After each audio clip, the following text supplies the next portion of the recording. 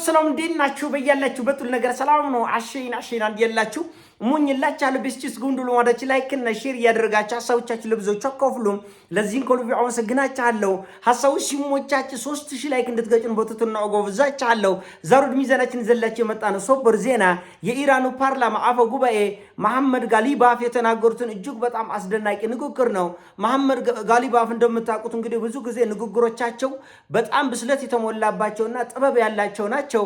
በዛሬው ዕለት እንደተናገሩትም መሐመድ ጋሊባፍ እኛ ጥቅሞቻችን የምናስከብረው በውይይትና በድርድር አይደለም። እኛ ወደ ድርድር የምንሄደው ጥቅሞቻችን ለማስከበር አይደለም፣ ፍላጎታችን ለማሳወቅ ለይስሙላ እንደ ለነገሩ ያክል ነው እንጂ ጥቅሞቻችን የሚከበሩት በሚሳኤሎቻችን ነው። በድርድር የሚለወጥ ለውጥ የለም፣ የሚገኝ ውጤት የለም። የምናስከብረው በድሮን ነው፣ በአፈሙዝ ነው ጥቅማችን የምናስጠብቀው፣ በሚሳኤሎቻችን ነው ጥቅማችን የምናስጠብቀው፣ በውይይት አይደለም፣ በድርድር አይደለም። በእርግጥም በዚህ በደፍጣጮች ዓለም ላይ አብዛኛው ችግር አፈሙዝ ካልሆነ በስተቀረ ንግግርና ውይይት አይፈታው። በዚህ 100 ዓመት በዓለማችን ታሪክ በዚህ 100 ዓመት ውስጥ በድርድርና በውይይት የተፈታ አንድም ጉዳይ የለም። አንድም ቅንጣት ያክል ችግር አልተፈታም በዚህ 100 ዓመት ውስጥ። ጦርነትና ጦርነት ብቻ ነው መፍትሄው እና በእርግጥም ለተሻለ ሰላም የሚፈልግ ሰው የተሻለ ጦርነት ዝግጅት ሊኖረው ይገባል ነው የሚባለው።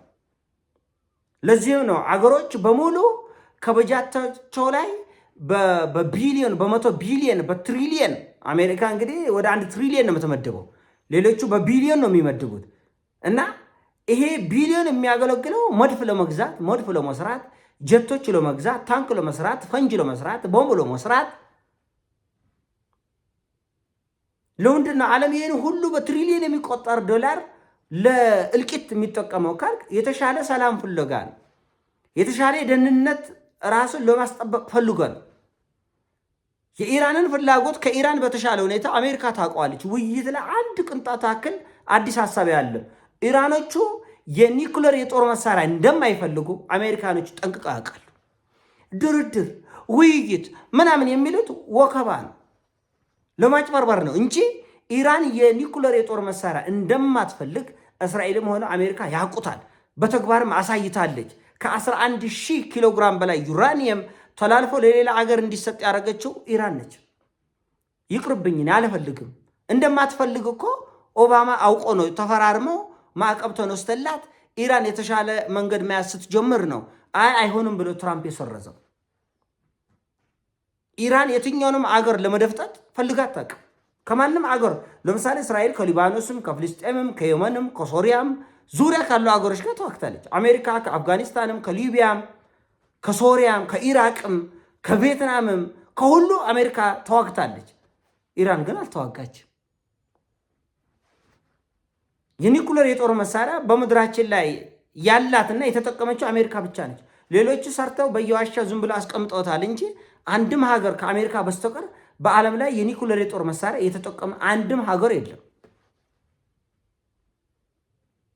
እና ኢራኖቹ ወደ ድርድር የምንሄደው እኛ ሀሳባችን ለማሳወቅ ያክል እንደው ዝም ብሎ ለይስሙላ እንደው ዝም ብሎ ፎርማሊቲ ለማሟላት ያህል እንደው ቀሩ እንዳይባል ያክል ነው እንጂ ጥቅሞቻችን የሚጠበቁት በሚሳኤሎቻችን ነው ብሏል። አንድ ወዳጅ ነበረኝና ልጅ አላህን አይፈራም ይለኝ ነበር። ምንድነው ይለኝ ሰውዬ ይላል፣ ልጅ አላህን አይፈራም፣ ልጅ የሚፈራው ልምጭ ነው ይላል። እውነት ነው። አሁን ልጆች ሲበጠብጡ ቀን ሙሉ ቤት ውስጥ እግዚአብሔርን ፍራ፣ ኧረ ለእግዚአብሔር ብለህ፣ ኧረ ስለ ፈጣሪ መጽሐፍ ቅዱስ እኮ እንደዚህ አይልም፣ ቁርአን እኮ እንደዚህ አይልም፣ አላህን ፍራ ብትለው ልጅ የሚያቅል ጉዳይ የለም። ኧረ ህገ መንግስቱ ይሄ አይፈቅድም ተው አትስረቅ ብትለው ህፃናት ልጆች አያውቁም። ህገ መንግስቱ መጽሐፍ ቅዱስን ማያውቅ ህፃን፣ ቁርአኑን ማያውቅ፣ አላህን ማያውቅ፣ እግዚአብሔርን ማያውቅ። ምንድን ነው የሚያውቅ? ልምጭ። በልምጭ አንዴ ቂጦን ጣ ስታረገው አይደግመው፣ ይተወዋል። እና ልጅ አላህን አይፈራም ይለኝ የነበረ ሰው ትክክል ነበረ። ከጊዜ በኋላ ነው የገባኝ እና ጭንቅላቴ ውስጥ የቆረ ንግግር።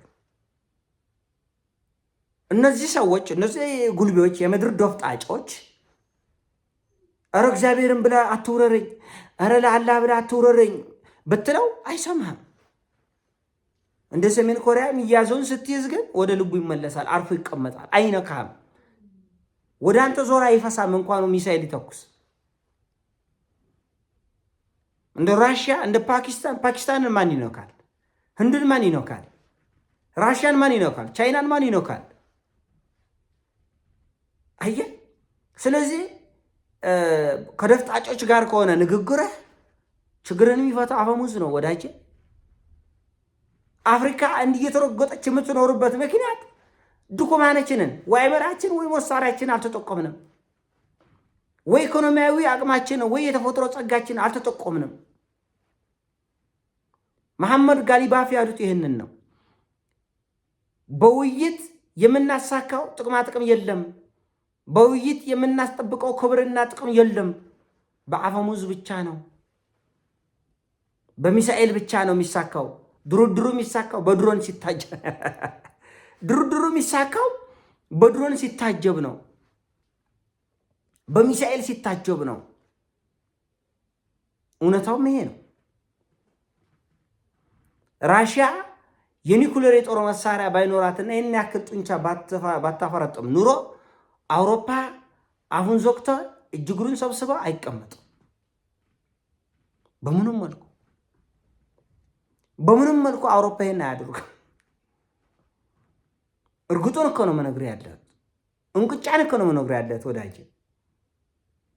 ያስፈልጋል ሚሳኤል ከውይይት በፊት ጠዋት አንድ ማታ አንድ ከምግብ በኋላ ጠዋት አንድ ማታ አንድ ሃይፐርሶኒክ ቦሊስቲክ ጠዋት አንድ ከሰዓት አንድ ማታ አንድ ከምግብ በኋላ እንደዛ ሲሆን ወደ ልባቸው የሚመለሱት። በድርድር በመቁለስለስ በውይይት በመለማመጥ የዓለም ላይ የተፈታ ችግር የለም። በዚህ ሞት ዓመት ውስጥ በውይይት የተፈታ ቅንጣት ያክል ችግር የለም በዓለም። ትዋጋለህ፣ ከተሸነፍክ መንበርከክ፣ ካሸነፍክ ማንበርከክ፣ ከተሸነፍክ መለማመጥ፣ እሺ ጌቶች አቤት ወዴት ብለው መታሰስ፣ መብትን ካስጠበቅ ደግሞ ተኮብረ መኖር። የኢራኖች ዕጣ ፈንታ ይሄው ነው። ልጅ አላህን አይፈራም ወንድሜ፣ ሞኛቱን ልጅ እግዚአብሔርን አይፈራም ሞኛቱን፣ ልምጭ ነው የሚፈራው፣ ልምጭ ነው የሚፈራው። እና በእርግጥም በዓለማችን ላይ ሉዓላዊነታቸው ተከብሮ መብታቸው ተከብሮ እኩል ለእኩል ተነጋግረው በእኩልነት በመከባበር የሚኖሩት የሚያያዘውን የያዙ ሰዎች ነው። ሁሉም ሰው በሰሜን ኮሪያ ላይ አውሮፓንም ሆነ አሜሪካን ለሞጫቸው ሊጥሉ ሊያኮርፉ ሊነጫነጩ ሊገላምጡ ይችላል። ትንፍሽ የለም። ትንፍሽ በሆዳቸው ነው የሚያጉተሞተሙት እንጂ አፍ አውጥተው አይናገሩ። ለምን? መዘዙ ከባድ ነው። መዘዙ ከባድ ነው። ስለዚህ ኢራኖቹ በሚሳኤሎቻቸው ጥቅሞቻቸውን እያስጠበቁ እንደሆነ ዓለም እያየ ነው። ከዚህ በፊት ከ10 ወር በፊት በነበረው ጦርነት አቅማቸውን ስላዩ ጊዜ ወስደው ዓመት ተዘጋጅተው 10 ወር 11 ወር ተዘጋጅተው ድጋሚ መጡ። እንደማይሆን አወቁት። ነጭ ባንዲራ እያውለበለቡ ኧረ ድርድር ያለ፣ ኧረ የውይይት ያለ፣ ኧረ ብር እንሰጣችኋለን፣ ኧረ ብራችን ይለቀቃል፣ ኧረ ማዕቀብ ይነሳል፣ ኧረ ላላ በላቸው እያለ አሜሪካኖች ሰው አሁን ትልቁ ነጥብ ምንድን ነው? ትልቁ ነጥብ በውይይት በፍቅር በምክር ሀሳብን በመለዋወጥ ከደፍጣጮች ጋር ትግባባ።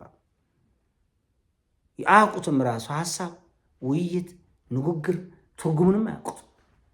ይሉሃል ህግ አለ፣ ዓለም አቀፍ ህግ አለ፣ የሰፈር ህግ አለ፣ የቀበሌ ህግ አለ፣ የመንደር ህግ አለ፣ የዓለም ህግ አለ፣ የሰማይ የምድር ህግ አለ ይሉሃል። አያውቁትም። እነሱ የሚያውቁት ልምጭ ነው።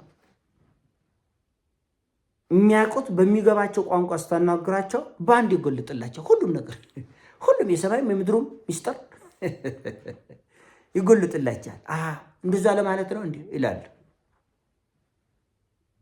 እንደዛ ለማለት ነው። እና በጣም አስደናቂ ንግግር ነው። መሐመድ ጋሊባፍ የኢራኑ ፓርላማ አፈ ጉባኤ ብዙ ጊዜ ንግግራቸው ጥበብ የተሞላበት ማስተዋል የተሞላበት ቅኔ የተሞላበት በጣም በሳል ሰው። በእርግጥ የኢራን ሰዎች በሙሉ አስተዋዮችና ጥበበኞች ናቸው። የሚያስደንቁ እውቀት እንዳላቸው ዓለም ሁሉ ያየ ነው። ዲግሪ ብቻ ሳይሆን ከዲግሪው በላይ ጥበበኞች እንደሆነ አሳይተዋል። ይሄን ሀሳብ ነው። ሲሞቻችን ላይ ቃርግ ሼር አድርጎ ወዳችኋለሁ። ፒስ